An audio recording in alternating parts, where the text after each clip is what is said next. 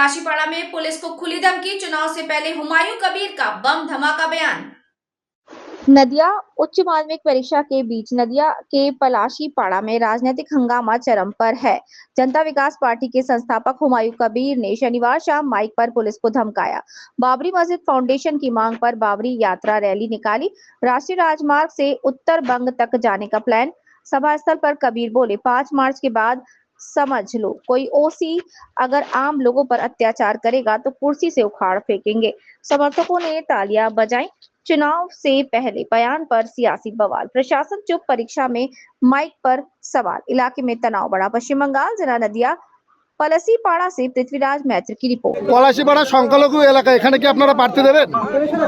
নদিয়ার 17টা সিটের ভিতরে 10টা পলাশীপাড়া, নাকাশীপাড়া, কালীগঞ্জ, করিমপুর, এহট্ট, চাপড়া, ওদিকে এসব সিটেও প্রার্থী দেব।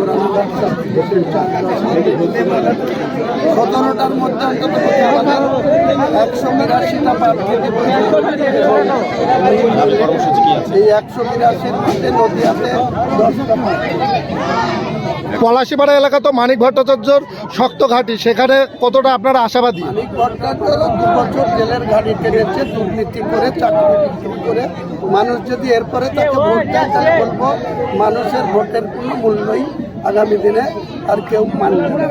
একটা এত আপাতত দুর্নীতিগ্রস্ত লোক, তাকে ছুঁড়ে ফেলে দেওয়া উচিত।